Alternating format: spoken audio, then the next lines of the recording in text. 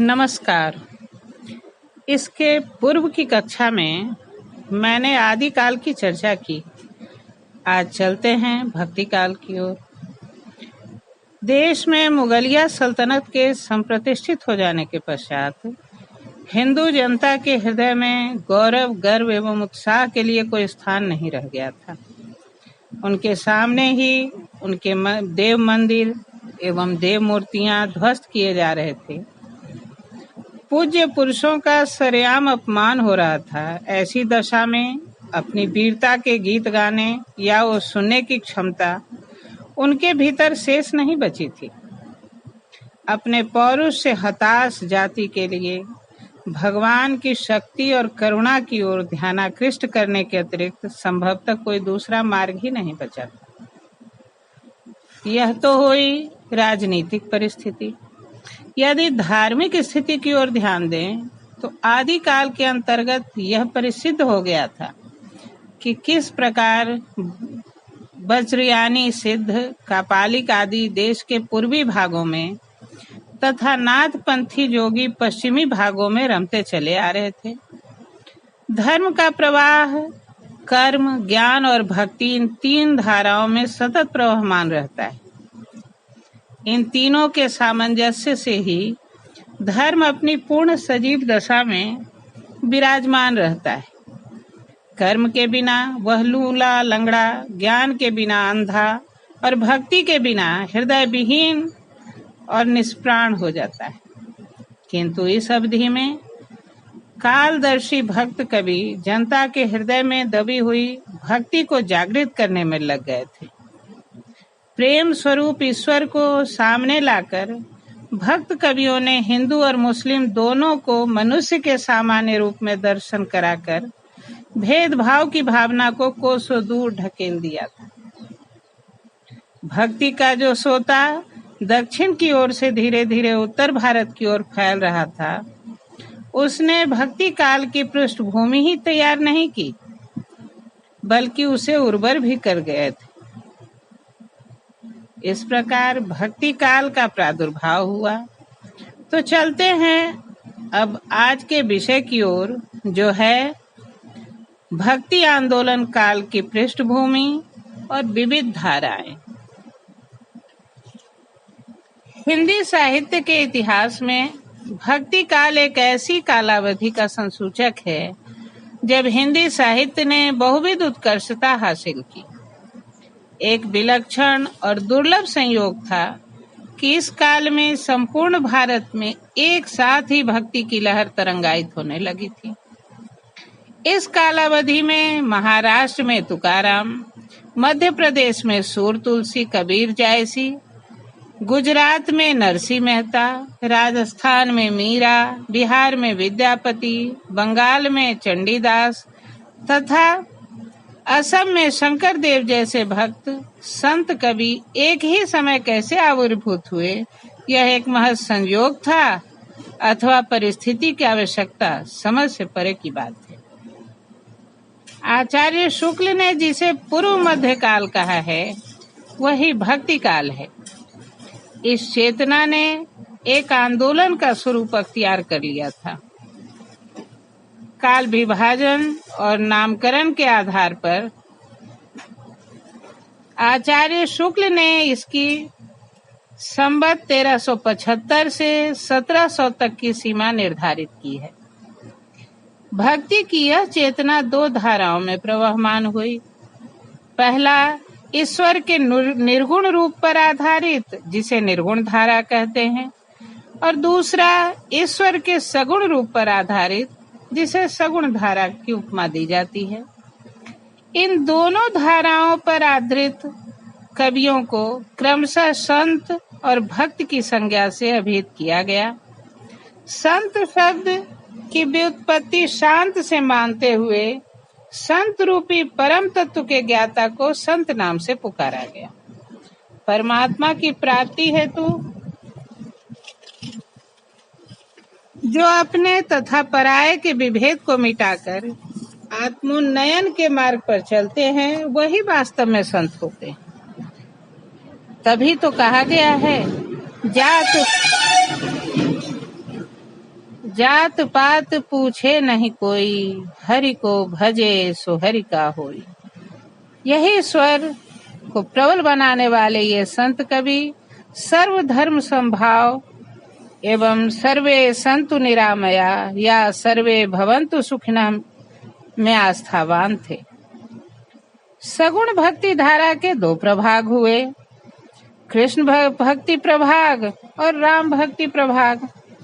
लोक रंजन और लोक रक्षण हेतु ब्रह्म का साकार रूप इन दोनों प्रभागों का मुख्य उपजीव्य बना। दक्षिण के आलवार भक्तों ने 7वीं-8वीं शताब्दी में कृष्ण भक्ति का पुरजोर प्रचार किया था। इस संदर्भ में संस्कृत के सुललित कवि जयदेव का महत्वपूर्ण स्थान है। उनके गीत गोविंद ने कृष्ण भक्ति के प्रसार में योगात्मक भूमिका निभाई। 10वीं शताब्दी के बाद जिन आचार्यों ने भक्ति आंदोलन को पल्लवित पुष्पित किया, उनमें निम्बारकाचार्य, वल्लभाचार्य, मध्वाचार्य और बंगाल के चैतन्य का नाम श्रद्धा पूर्वक लिया जाता है। सगुण भक्ति शाखा के दो प्रभागों में एक प्रभाग राम भक्ति शाखा का बना, जिसमें राम को ब्रह्म का अवतार माना गया। वाल्मीकि रामायण में वर्णित राम कथा को आधार बनाकर रामानंद ने प्रयत्न पूर्वक विष्णु के राम अवतार की लौकिक लीलाओं का गान किया। इनके शिष्यों में कबीर और रैदास भी थे, किंतु राम भक्ति को सर्वव्यापी बनाने में तुलसी का काव्य सर्वाधिक महत्वपूर्ण है। स्पष्टतः भक्ति काल की जो 4 प्रमुख शाखाएं भक्ति मार्ग को शिखरोन्मुख की, उनमें निर्गुण पंथ की ज्ञान मार्गी शाखा के प्रमुख कवि थे कबीर, रैदास, नानक, दादू, सुंदर, तथा प्रेम मार्गी शाखा के कवि थे जायसी, कुतवन, मंझन इत्यादि। सगुण भक्ति के कृष्ण भक्ति शाखा के प्रमुख कवि थे सूरदास, नंददास तथा अष्टछाप के कवि, और राम भक्ति शाखा के कवि थे लोक विश्रुत और प्रभावशाली कवि तुलसीदास। एक साथ इतने संत भक्त कवियों का अभ्युदय इस काल को स्वर्ण युग के नाम से शीर्षस्थ कर दिया। भक्ति बोध और विश्लेषण की ओर भी ध्यान दें।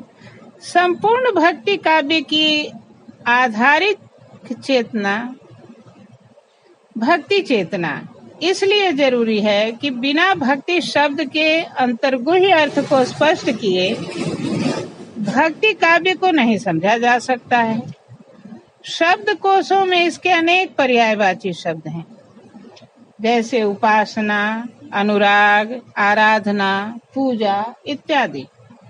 नारद मुनि ने इसे परम प्रेम रूपा और अमृत रूपा स्वीकार किया है, तो सांडिल्य के भक्ति सूत्र के अनुसार सा परानुरक्ति ईश्वरे कहकर भक्ति के अर्थ को स्पष्ट किया गया है।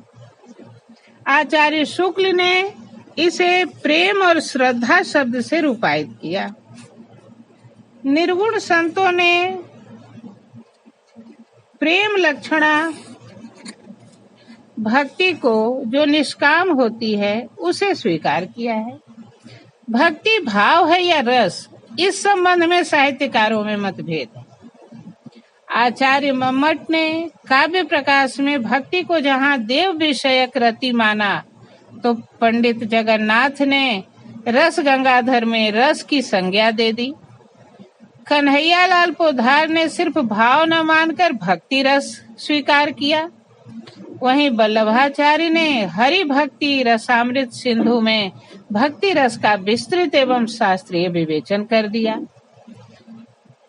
इस प्रकार आलवार संतों द्वारा नाम संकीर्तन धारा से दक्षिण को रस सिक्त कर भक्ति की मधुर हिलोरें उत्तर भारत की ओर प्रवहमान हुई।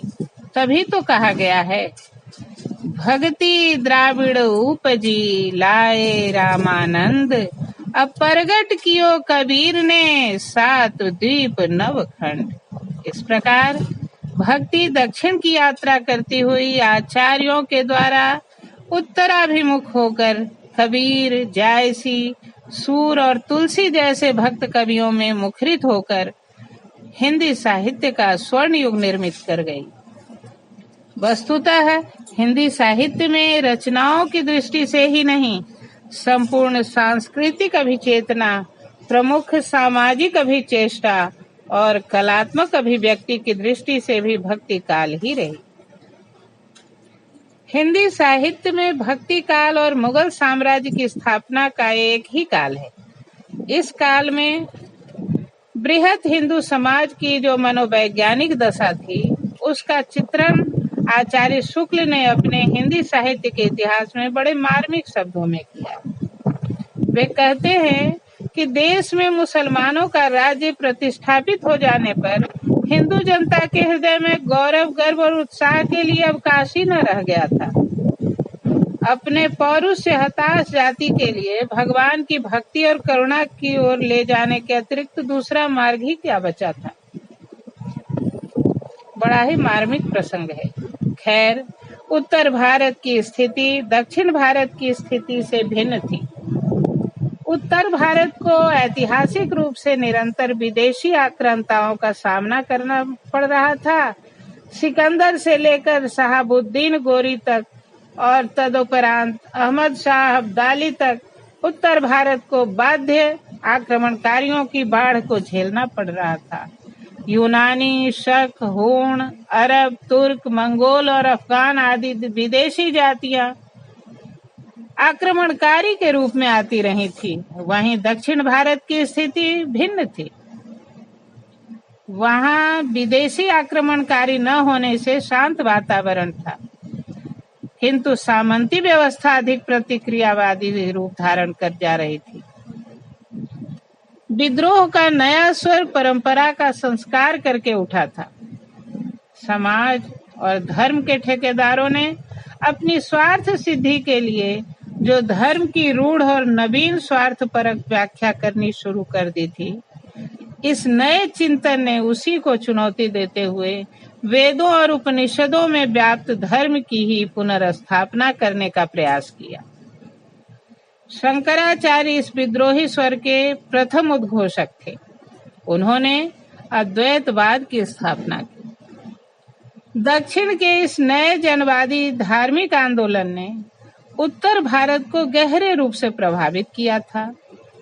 उस समय संपूर्ण भारत एक था, अखंड और परस्पर प्रगाढ़ रूप से संबद्ध था।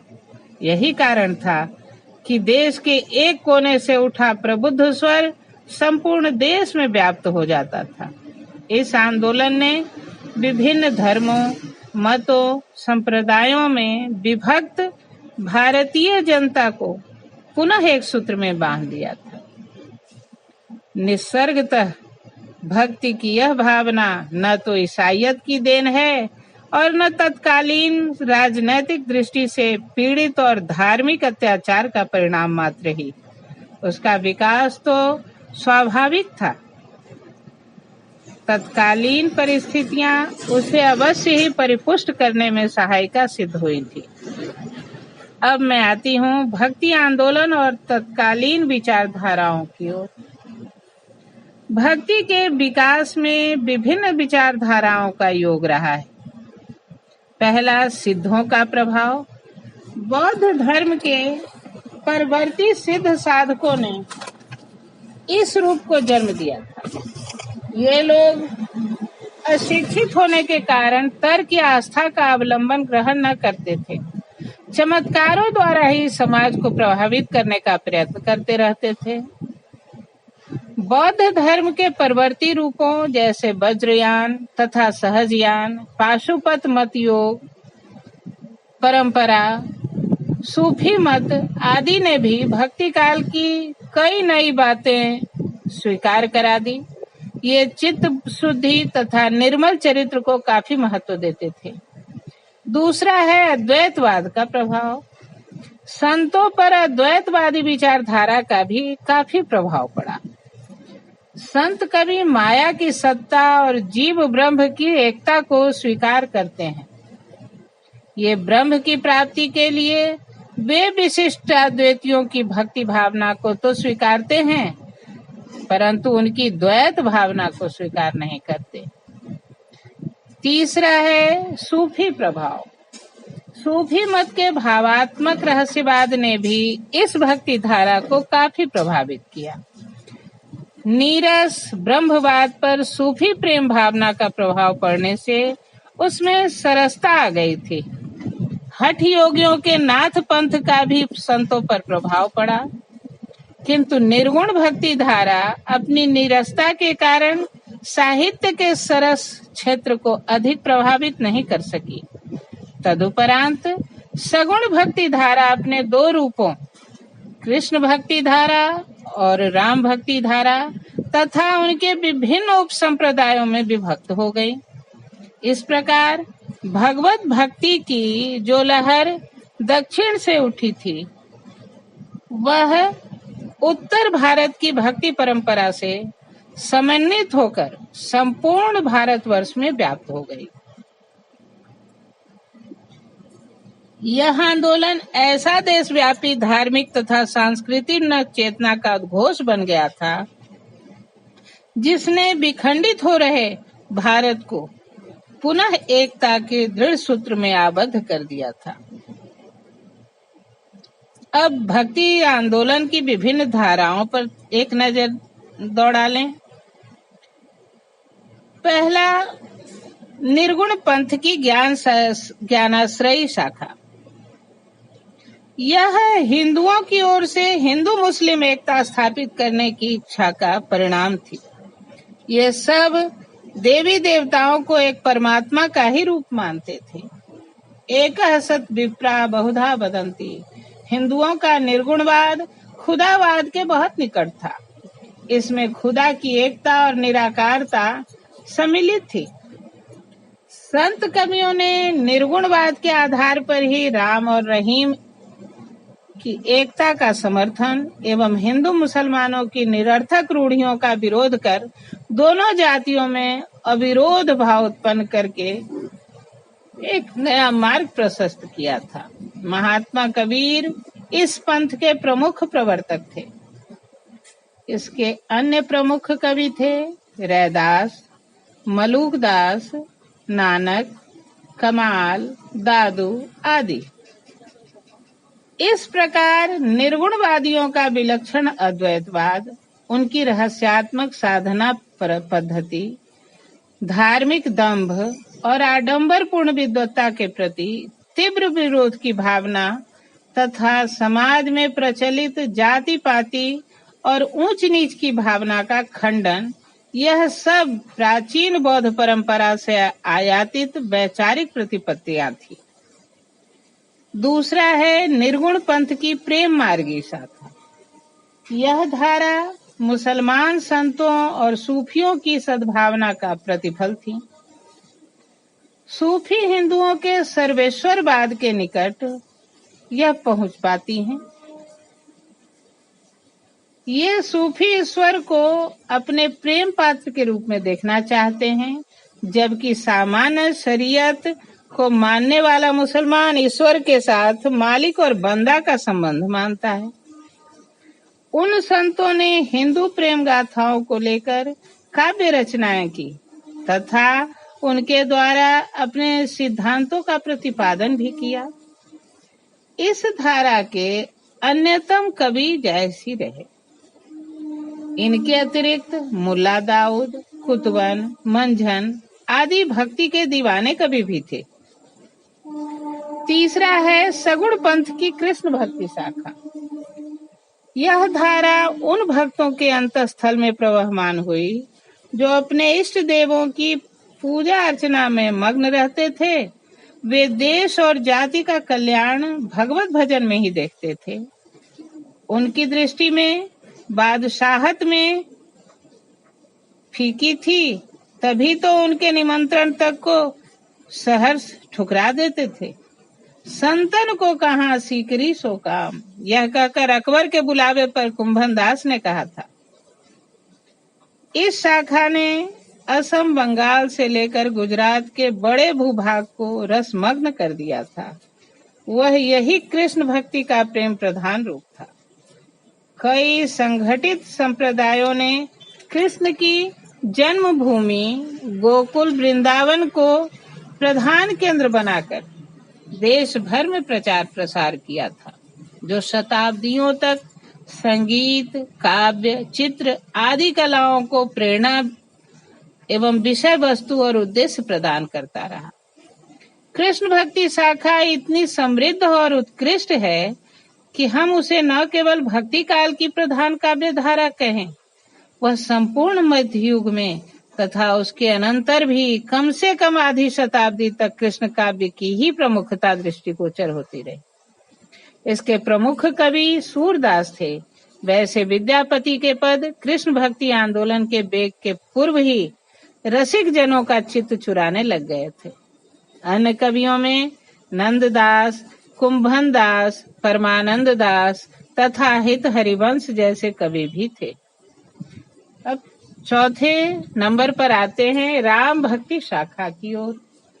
यह ऐसी सगुणोपासना की शाखा थी जो राम को सर्वोपरि इष्ट देव मानती थी। इसमें दशरथ पुत्र राम में जिनका चरित आदि कवि वाल्मीकि ने गाया था, परम ब्रह्म तत्व और पूर्ण मानवत्व की प्रतिष्ठा की थी। इसके प्रधान और प्रमुखतम कवि गोस्वामी तुलसीदास थे। इनका कृतित्व और व्यक्तित्व भी इतना ही महान है कि उन्होंने अकेले जो राम भक्ति के प्रचार में सफलता प्राप्त की, वह किसी संगठित संप्रदाय को भी नहीं मिल पाई। इनकी दृष्टि में व्यापकता और गहरता दोनों है। इन दोनों शाखाओं के भक्त कवि कृष्ण और राम को ईश्वर का अवतार मानते हैं। अध्ययन की दृष्टि से इन्हें निम्न प्रकार से तालिकाओं में भी बद्ध किया जा सकता है। जैसे भक्ति काल, उसके दो स्वरूप हुए, निर्गुण भक्ति और सगुण भक्ति। अब निर्गुण भक्ति के भी दो स्वरूप हुए, ज्ञानाश्रयी शाखा जिसमें संत काव्य धारा और कबीरदास का नाम आता है, दूसरा प्रेमाश्रयी शाखा सूफी काव्य धारा और इसमें जायसी का नाम आता है। इधर सगुण भक्ति शाखा के भी दो प्रभाग हुए, कृष्ण भक्ति धारा जिसमें सूरदास आदि प्रमुख हैं और दूसरा राम भक्ति धारा जिसमें तुलसीदास का नाम अग्रगण्य है। यह नवीन दिशा वास्तव में जितनी धार्मिक थी, उससे कहीं ज्यादा सांस्कृतिक भी थी। दक्षिण भारत का यह नवीन धार्मिक आंदोलन अपनी मूल चेतना में अखिल भारतीय सांस्कृतिक नवचेतना का नव्य रूप था।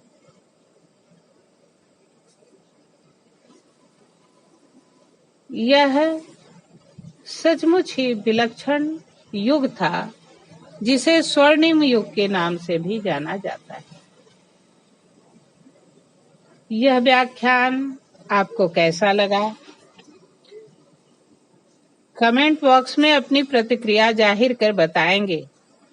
साथ ही इसे सब्सक्राइब करना न भूलेंगे, क्योंकि उसी के माध्यम से यह सीरीज आप तक